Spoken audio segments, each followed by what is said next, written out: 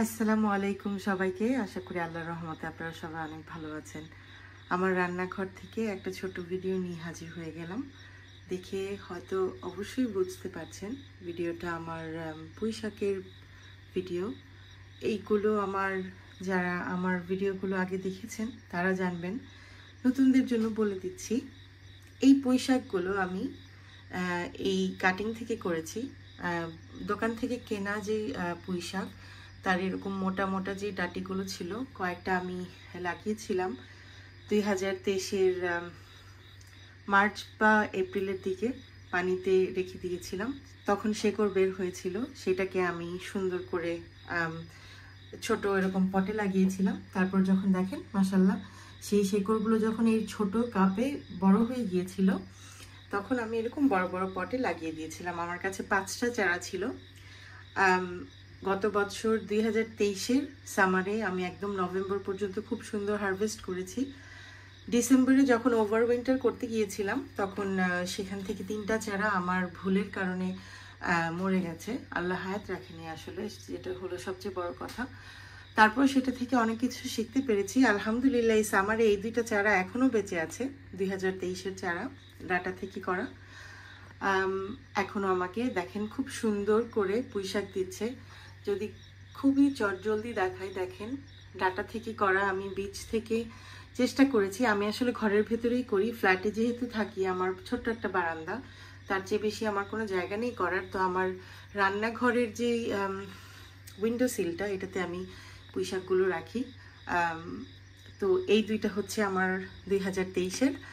আর এই বছর আসলে আমি দেশে চলে গিয়েছিলাম বাচ্চাদের সামার হলিডেতে। গরমের ছুটিতে দেশে যাওয়ার কারণে আর ওইভাবে দেখাশোনা করা হয়নি। এই বছর আমি এই লাল ডাটির যে পুঁই শাক, এইটার কয়েকটা চারা করেছিলাম, বেশ কয়েকটা করেছিলাম, কিন্তু যেহেতু বাংলাদেশ চলে যাব সেহেতু আর আসলে ওইগুলোকে আমি রাখিনি। আমি আমার বোনকে, আমার মাকে দিয়ে দিয়েছিলাম। 2টা আমি রেখেছিলাম, কিন্তু মাশাআল্লাহ দেখেন সুন্দর করে হচ্ছে। এটাকে আসলে আমি ঘুরিয়ে দেখাবো।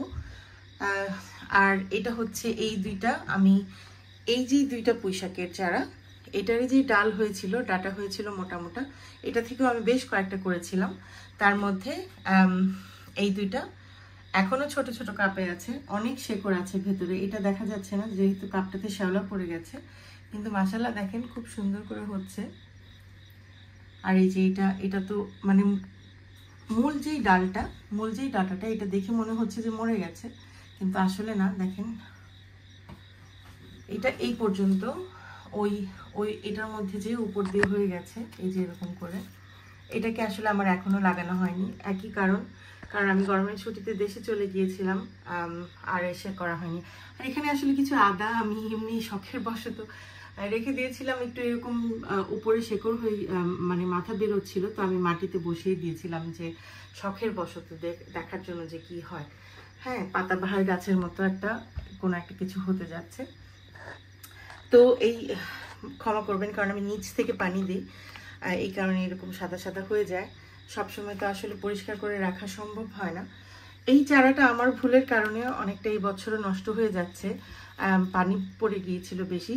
একটা জিনিস মনে রাখবেন, আমরা পানি যখন দেই, পানির পরিমাণটা ততটুকুই হবে যতগুলো আমাদের যে কোনো গাছে পাতা থাকবে, কারণ পাতা সেই পানিটা শেকড় থেকে শুষে নিয়ে তার খাবার মানে খাদ্য তৈরি করে।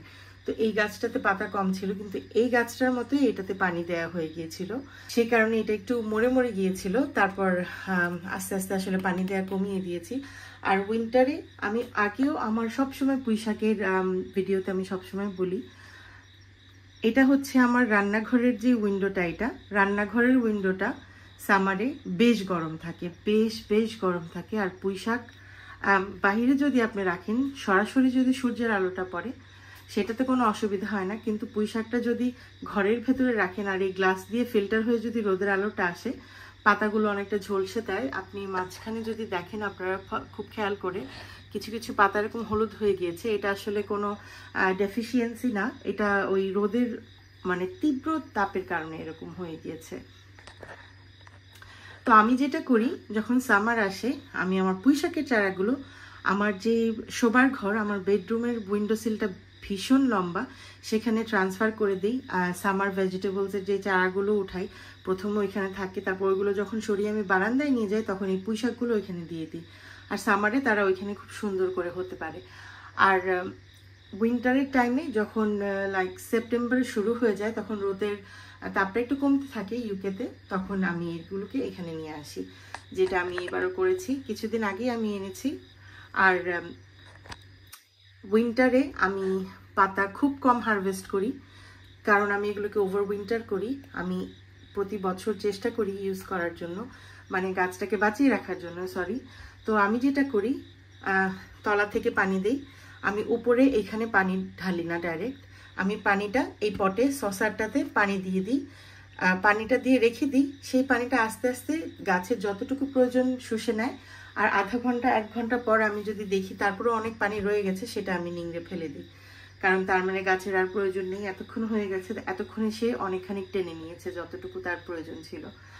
তো এই হচ্ছে একটা কেয়ার যেটা আমি করি ওভার উইন্টার করার সময়। আমি চাল ধোয়ার পর যে পানিটা আসে সেটা দিই, কারণ সেটার মধ্যে অনেক নাইট্রোজেন থাকে। নাইট্রোজেন পাতা জাতীয় শাক জাতীয় জিনিসের জন্য, গাছের জন্য খুবই ভালো, খুব ভালো সতেজ পাতা হয়, দেখেন এটার ফলাফল। আর আমি হচ্ছে সিউইড লিকুইডটা ব্যবহার করি, তবে ডিসেম্বর জানুয়ারি ফেব্রুয়ারিতে আমি সিউইড লিকুইডটা দিই না, যেহেতু ওইটা মানে সূর্যের আলো এত পায় না, তখন আমি শুধু খাবার কম দিয়ে আমি শুধু সামান্য পানি দিয়ে গাছগুলোকে বাঁচিয়ে রাখার চেষ্টা করি। আর নভেম্বর মাস থেকে আমি হারভেস্ট করা বন্ধ করে দিই, কারণ যত বেশি পাতা থাকবে ওভার উইন্টার করতে তত বেশি ভালো, তা না হয় গাছটা একটু মানে মরে যাওয়া শুরু করে, মরে যেতে চায়, একদম একদম ঝিমিয়ে যায়, কারণ বাহিরের প্রখর ঠান্ডা, জানালাগুলো ঠান্ডা হয়ে যায়। যতটুকু সম্ভব আপনি পাতা বেশি রাখবেন যদি আপনি ওভার উইন্টার করতে চান। মাশাআল্লাহ, দেখেন পাতার রংটা দেখেন, এই পাতাটা যেরকম এটা এক ধরনের সবুজ, আর এই পাতাটা লাল ডাটির যেটা, ডাটাটা একটু কেমন ডিসকালার হয়ে গেছে, এটা বাইরে রোদের আলো কম পাচ্ছে সেজন্য হতে পারে। একটা চারা এরকম লতানো হয়ে গেছে, আমি সবসময় মাথাটা ভেঙে দিই, কারণ আমি চাই না যে ঘরের মানে পুঁই শাক কখনো বেশি লতানো হলে এই ডাটাগুলো একদম শক্ত হয়ে যায়, খাওয়া যায় না। যেমন এটা একদম আশ্বাস হয়ে গেছে, এটা খাওয়া যায় মানে অত ভালো খাওয়ার উপযোগী না, তখন শুধু পাতাটাই খাওয়া যায়। কিন্তু এরকম ডাটারগুলো যেগুলো হয় দেখেন, এই অন্যটা এগুলো খুব ভালো হয়, যেটা ছোট ছোট এরকম ডাটা হয়। তো এই দুইটা চারা আমি এরকম পটে লাগিয়ে দিয়েছি, আর এটা একটা এক্সট্রা পট, এটা একটা সসার হিসেবে, কারণ এটা স্কোয়ার পট, তো এগুলো এইটার নিচে আসলে এরকম যেমন গোলগুলো পাওয়া যায়, স্কোয়ারগুলো পাওয়া যায় না। তো এই আমার এই পটটার নিচে ফুটো নেই, তো এই কারণে আমি এই পটটার ভিতরে এই দুইটা বসিয়ে রেখেছি। নিচ থেকে যেহেতু পানি দেই, আমি এটাকে উঠিয়ে একটা এরকম গোল একটা সসারে পানি নিয়ে ওইটাকে এই চারাগুলোকে বসিয়ে রাখি। আসলে একটু টাফ, কিন্তু গাছ যারা আমরা যারা বাগান করি তাদের তো একটু কষ্ট করতেই হয়। আর এই দুইটা চারা আমি ইনশাল্লাহ খুব জলদি লাগিয়ে দেব, দেখেন খুব সুন্দর হচ্ছে।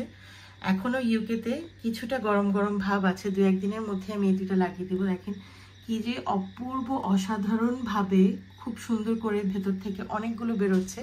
আর এটার আমি কারণ দেখাই আপনাদের দেখেন, এই যে মাথাটা, এটা আমি ভেঙে দিয়েছি, তারপর দেখেন ভেতর থেকে অনেকগুলো বের হচ্ছে নতুন নতুন। তো এই হচ্ছে আমার পুঁইশাকের ওভার উইন্টার্ড পুঁইশাকের, ঘরের ভেতরে রাখা পুঁইশাকের আপডেট। আশা করি আপনাদের কাছে ভালো লেগেছে। আপনাদের যদি কোনো কিছু জানার থাকে আমাকে প্রশ্ন করবেন, আমি যতটুকু আমার অভিজ্ঞতা হয়েছে ডাটা থেকে পুঁইশাক করে তারপর সেটাকে সক্ষমভাবে ওভার উইন্টার করার যতটুকু আমার অভিজ্ঞতা হয়েছে, আমি আপনাদের সাথে সেটা শেয়ার করতে অবশ্যই চেষ্টা করব। আপনাদের কোনো টিপস থাকলে আমার সাথে শেয়ার করবেন, আমি খুবই খুশি হব। আর কোনো ভুল ত্রুটি থাকলে ক্ষমা সুন্দর দৃষ্টিতে দেখবেন। আজকের ভিডিওটা এই পর্যন্তই, আশা করি আপনাদের কাছে ভালো লেগেছে। বরাবরের মতো দোয়া চেয়ে শেষ করছি। আসসালামু আলাইকুম।